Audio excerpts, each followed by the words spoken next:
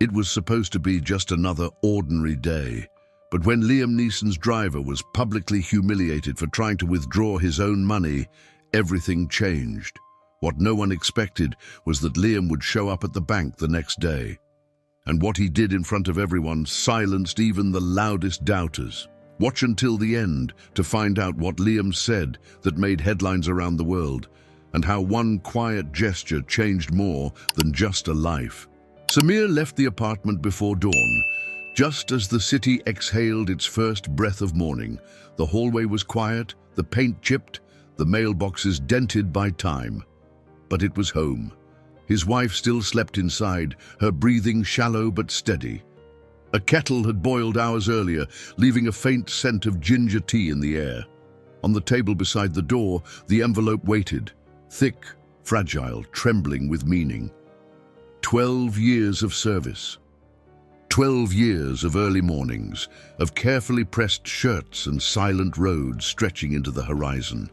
12 years of driving a man most people only saw on screens, a man whose silence had always felt heavier than words. Samir had never been more than a shadow behind the wheel, discreet, invisible, consistent, and that consistency had been his currency. Every extra hour worked, every meal skipped, every breath held back in sacrifice had gone into that envelope. It wasn't just money. It was sleepless nights, missed birthdays, conversations he couldn't afford to have. It was hope with corners folded neatly and sealed with quiet desperation. His wife's illness had progressed slowly, cruelly, stealing more than health. It had stolen time. And now, finally, there was a chance, a specialist, a treatment, a cost. The amount inside that envelope was everything, and he was ready to trust the world with it. The bank wasn't far, a modest building on the corner of two busy streets with frosted glass doors and air thick with the scent of bureaucracy. Samir entered, shoulders straight, steps measured. He took a number, as he had seen others do, sat quietly, watched the digital screen blink forward. Around him, voices filled the space with casual urgency, loans, fees, account updates. But he focused only on the weight in his lap. When his number came, he approached the counter.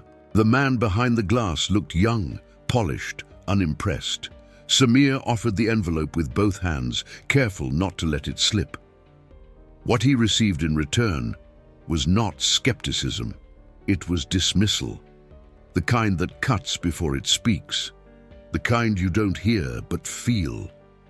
A series of glances followed, into the envelope, then at Samir's clothes, then at the dark skin of his hands. A quiet calculation. Doubt, sharpened by prejudice. There was no kindness in the teller's eyes, only suspicion wrapped in protocol. He asked for identification as expected, but then came the hesitation, the keyboard tapping that grew slower, the frown that deepened, as if the system should tell him what his instincts had already judged. Other people in line began to notice. A woman sighed. A pair of young men snickered quietly behind their phones. Samir stood still, explained as best he could that he had saved the money over years, that it was for his wife's treatment, that he worked for someone respected. But words carried no weight here, not from someone like him. When the teller asked for proof of income, Samir's heart sank. There were no receipts for years of self-denial, no paperwork to validate sleepless nights. Only his face, his story, and an envelope the world refused to believe belonged to him. He took back his ID and the envelope. No complaint, no anger. Just a nod, a quiet thank you that hurt to speak. And then he turned, walked out slowly, as if the weight in his hands had become heavier. Outside, the city carried on. Traffic humming, strangers rushing, indifferent to the dignity that had just been stripped away behind glass. He leaned against the black car parked across the street, the one he'd cleaned just the night before, the same car that had carried actors to premieres and executives to award shows. But at that moment, it offered no protection. Just a reflection of a man who had given his all and was still not enough. His hands trembled as he opened the door.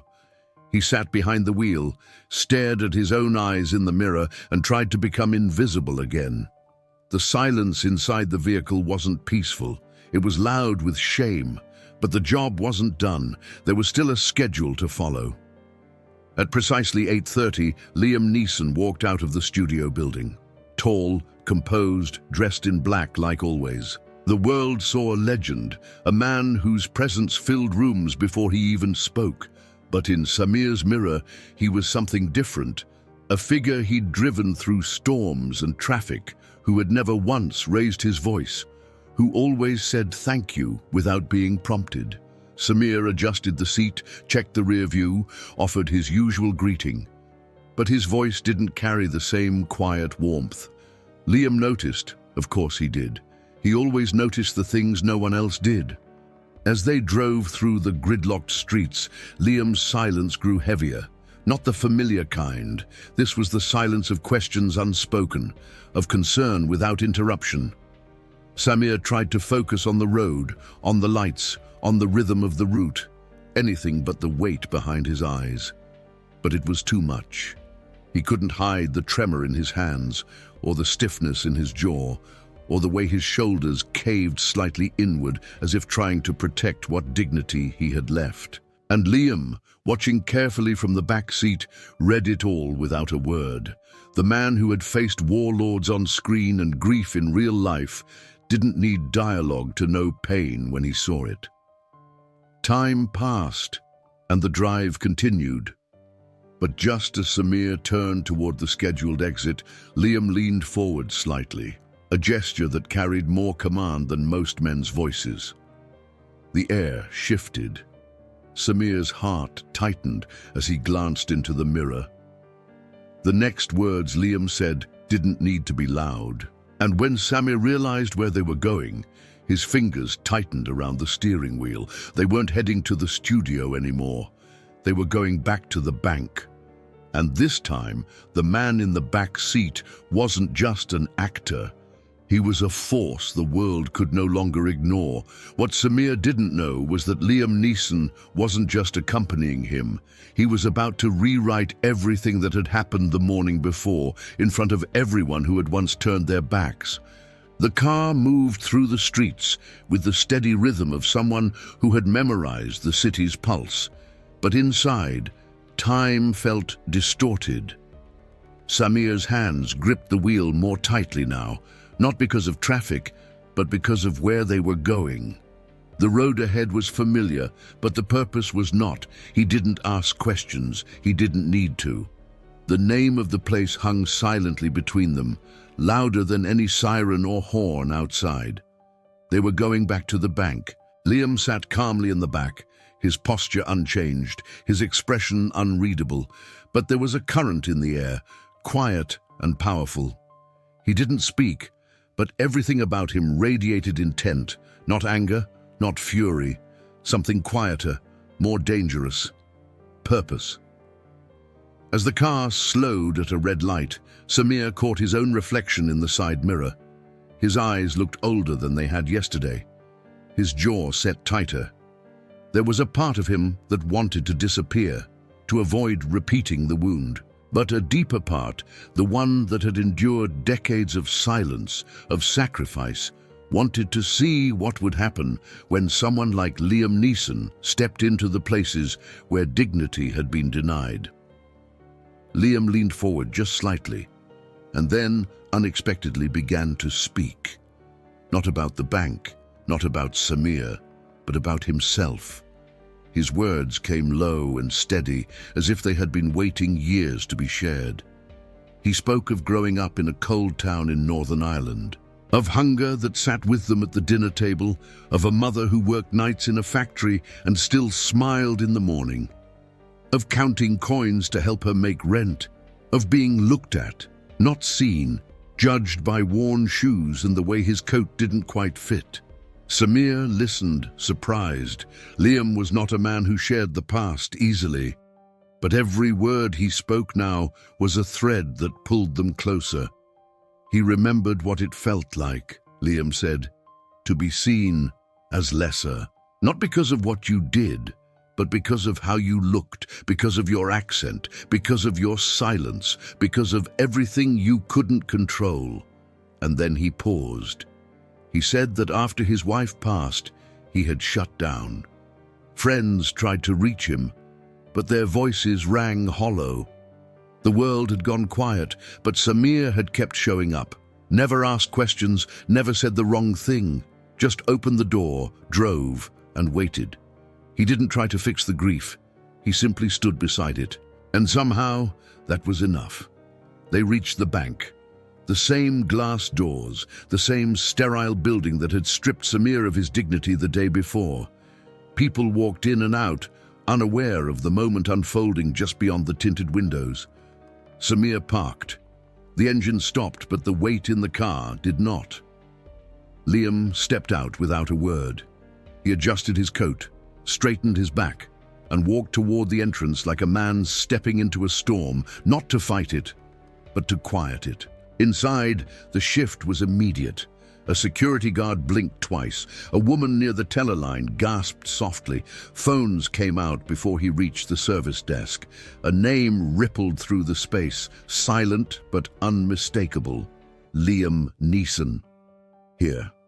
He approached the counter, calm and steady. The receptionist froze. He waited patiently, then made a simple request. He wanted to be assisted by the same teller who had been working the day before.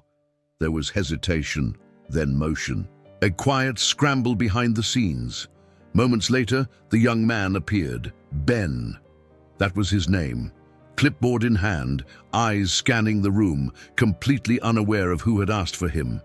And then, their eyes met. Ben stopped cold. For a moment, nothing moved. The room seemed to hold its breath. Phones now hovered in every direction. Red dots of recording lights blinked at the edges of the frame. Customers turned. Employees stiffened. Liam didn't raise his voice. He didn't need to. He looked directly at the man and began to speak. Not about himself, about Samir. He told them who Samir was. 12 years of service. Early mornings, late nights. A man who showed up when no one else would. Who asked for nothing and gave everything. Who treated everyone with respect, whether they deserved it or not. He said Samir wasn't just his driver, he was his strength when he had none. And yesterday that man, the one who carried the weight of a lifetime in an envelope, had been made to feel like he didn't belong. Like his sacrifice was suspicious. Like his life didn't add up. And then Liam asked one question, his voice low but clear. Would you have treated him the same if he had worn a suit, if his skin were lighter, if his last name sounded more familiar? Ben tried to speak, but no words came. The room fell deeper into silence. The weight of the moment pressed against the windows. Shame began to settle like dust on everyone who had once looked away. Some lowered their eyes. Others watched, unable to turn from the truth that had just been spoken out loud. Liam reached into his coat and pulled out the envelope. The same envelope Samir had brought the day before. He placed it on the counter gently, like it contained something more than bills. And it did. It contained 12 years of loyalty, 12 years of sacrifice, 12 years of being unseen, and now finally someone was seeing. Ben looked at the envelope, then at Liam, but Liam wasn't looking at him anymore. He was looking through the glass doors, where Samir stood, watching from the outside, waiting, still unsure if any of this was real, still carrying yesterday's silence like a second skin. But what he didn't know, not yet, was that Liam Neeson wasn't finished. Because this wasn't about one man and one mistake. It was about what happens when the invisible are finally acknowledged, and when the most powerful voice in the room chooses to speak, not for himself, but for the one who never could. Liam turned toward the teller once more, his expression calm but unshakable. This envelope, he said, will be deposited under one condition. But the words that followed would not only shock everyone in the room, they would change Ben's life forever. For a long moment, the bank existed in a stillness it had never known. Phones continued recording. The quiet buzz of air conditioning seemed louder than it should have. But all attention remained fixed on one thing: the man standing at the counter who hadn't raised his voice, hadn't made a scene, but had shifted the gravity of the room with only presence and truth. Liam placed his hand beside the envelope and spoke with unwavering calm. The deposit, he said, would only be completed on one condition: that the teller, Ben, finish the transaction himself. No substitutions, no private meetings, no backroom apologies. In front of everyone, under the same lights that had watched Samir be diminished the day before, the moment of correction would unfold. Ben hesitated. His hands trembled. He glanced at the faces around him, some curious, some judging, some uncertain. But mostly, there was shame. The kind that comes not from being caught, but from finally understanding the weight of one's actions. He reached out, slowly, almost reluctantly, and touched the envelope. It was like picking up something fragile and sacred. He placed it gently on the scanner. The machine beeped, the screen flickered, but Ben's focus never left the man across from him. His posture, once confident and mechanical, had softened. Something in him had changed, or maybe something had awakened. Either way, the performance was over. The mask had dropped. When the transaction was complete, Liam gave a small nod, the kind of nod that ends conversations without speaking, and turned toward the exit. The red lights of recording phones blinked faster now, but Liam never looked at them. He walked with the same purpose he had entered with. Outside, Samir stood beneath the shadow of a bus stop sign, unsure of what had just happened. Liam stepped beside him, nodded once again, and then did something unexpected. He handed Samir the envelope. Still full, still his. What had just happened wasn't about the money anymore. It never had been. It was about being seen. And now, Samir was no longer invisible. What followed in the days after spread faster than any press tour Liam had ever done. The video, grainy, shaky, recorded from 3 different angles, reached millions. It played not because it was dramatic, but because it was quiet, because it showed what justice looks like when it doesn't shout, when it simply stands still and refuses to move. Liam refused all interviews. He declined every request to speak. When asked, he only said, "This isn't a story. This is someone's life. And lives deserve silence more than headlines." But at the bank, things did not return to normal. An empathy program was developed, quietly, carefully, and Samir's story became the first module. He hadn't asked for that. He'd never wanted to be the center of attention, but when they told him his experience might help others be seen, he said only, "Then use it." Weeks passed, then months. Louisa recovered steadily. Her treatment began within days of the incident. The money had reached its purpose, but more than that, her husband had returned with something she hadn't seen in years: peace behind his eyes. Their daughter graduated from nursing school that spring. The ceremony was modest, held in a packed auditorium in the city hospital where she would begin working in trauma care. Samir sat in the back, as always, quiet, proud, unnoticed by most, until he wasn't. Because near the door, leaning silently against the wall, dressed in a grey coat and watching with soft eyes, stood Liam. He didn't wave, didn't draw attention. He simply watched as a young woman crossed a stage with a diploma in hand and generations of dignity in her spine. Later that week, Ben appeared again, but not at the bank. He knocked on the door of Samir's home, small, clean, filled with the scent of turmeric and tea, and stood holding something more fragile than the envelope had ever been. His apology. Not rehearsed, not forced, not polished, honest. He told Samir that when the video went viral, he didn't feel attacked. He felt exposed. He had realized he wasn't the exception. He was the system. and it had taken seeing himself through the lens of another's pain to understand what he had become. Samir listened, and then, for the first time in his life, told his full story. He spoke of sleeping in the back seat of the car so Louisa could rest comfortably during the worst nights of her illness, of missing birthdays, working holidays, and learning English by listening to radio stations while driving strangers across the city, of moments where he'd stood outside buildings he could never enter, holding keys to cars he could never afford, always pretending not to hear the jokes whispered in back seats. He spoke of silence as a shield, of dignity as something you must carry even when no one gives it to you. Ben didn't interrupt. He didn't deflect. He just listened. And when it ended, there was no applause, just quiet.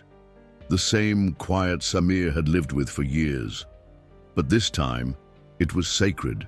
Later, when Samir folded a letter Ben had written, one of reflection, not redemption, he placed it in a drawer alongside the few things that mattered most. A photograph of his wedding day, his daughter's first crayon drawing, and a note Louisa had written that said simply, "Thank you for never giving up on us." He didn't need more than that. Life, after that, didn't become perfect. It became real. Samir continued to drive for Liam. The routes remained the same, the rituals unchanged. But something unspoken had shifted. Their silence was no longer avoidance.